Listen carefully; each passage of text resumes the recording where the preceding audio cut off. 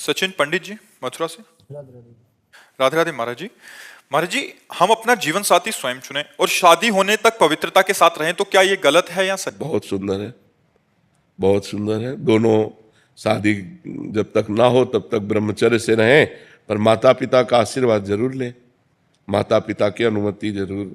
जिस माँ ने तुम्हें गर्भ में 9 महीने रखा, तुम्हें पालन पोषण करके इतना बड़ा बनाया, उसके अधिकार को मत छीनिए। दोनों उन माँ पिता के चरणों में झुकिए कि हमने दोस्ती कर ली है और हम दोनों आजीवन के लिए पाणी ग्रहण करना चाहते हैं। आपकी अनुमति, आपका आदेश, आपका आशीर्वाद चाहिए, इतना जरूर करना चाहिए। ये जो आजकल के बच्चे हैं, मनमानी आचरण, माता पिता की एक नहीं मानते हैं, वो बाद में दुख ही पाते हैं, पक्का समझ लो। जब हमारे पुराने समय में किसी का पाणी ग्रहण होता था तो गांव भर के देवता पूजे जाते थे, बड़े बुजुर्गों की पूजा की जाती थी, सबका आशीर्वाद लिया जाता था कि हमारा पाणी ग्रहण संस्कार आजीवन मंगलमय चले। और आजकल क्या है, न माँ की मानना न पिता की मानना, आज इस लड़के से बेविचार, कल उस लड़के से बेविचार, और फिर शादी, और फिर ब्रेकअप, और फिर डिवोर्स, यही सब चल रहे हैं। और क्या चल रहा है?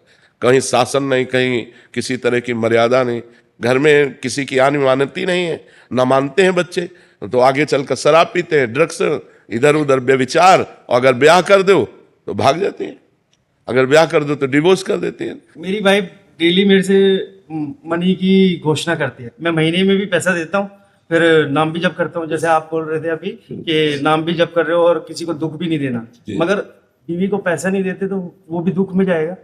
नहीं, ऐसे नहीं उचित।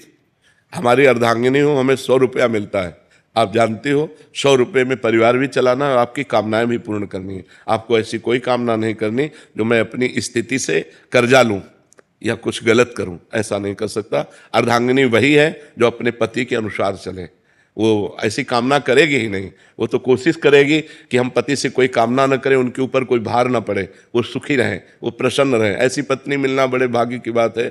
आज का बहुत वातावरण गंदा होता जा रहा है। तो बहुत अच्छे बच्चे हो, ब्रह्मचर्य से रहो जब तक ब्याह ना हो, और फिर माता पिता की अनुमति से ब्याह करें। महाराज जी, इसमें एक प्रश्न था महाराज जी, बहुत सारे ऐसे प्रश्न आते हैं कि जैसे लड़का और लड़की दोनों शादी करना चाहते हैं और अपना पूरा जीवन एक दूसरे के साथ निभाना चाहते हैं, बट माता मान जाती है तो पिता नहीं मानते, पिता मान जाते माता नहीं, नहीं मानते। आजकल माता पिता को भी सोचना चाहिए कि नया जमाना है। अगर वो आपसे अनुमति ले रहे हैं, आपके पैर छू रहे हैं, तो आप उसका आदर कीजिए। ज्यादा बड़ी वाले बन करके बात करोगे तो फिर अपमान भी हो जाएगा, आपकी बात नहीं मानेंगे। बच्चे हैं, नौजवान हैं, तो थोड़ा सा देख लीजिए। माता पिता को भी चाहिए कि अगर बहू और बच्चा दोनों प्रेम करते हैं तो उसमें ये पक्ष नहीं देखना चाहिए, उसमें लड़ाई झगड़ा वाली बातें नहीं मन में लानी चाहिए कि अगर तुम इससे ब्याह करोगे तो हम तुम्हारा त्याग करते हैं, ऐसा वैसा। माता पिता कहते हैं कि हमें समाज का भय है, समाज कोई आज का समाज का तो भय रह ही नहीं गया है। वो माता पिता गलत कहते हैं, समाज का भय कहाँ रह गया। पूरे गांव में अगर एक आदमी शराब पी के आता था तो जुतियाया जाता था।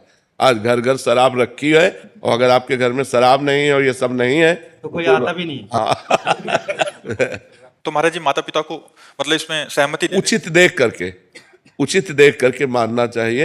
लड़की से बात करना चाहिए कि फ्रॉड तो नहीं है जो ब्याह के बाद जेवर लेके भाग जाए। ऐसे भी हो रहे कि ब्याह के दिन दूसरे दिन बहू का पता ही नहीं चला, भाग गई वो अपना जेवर।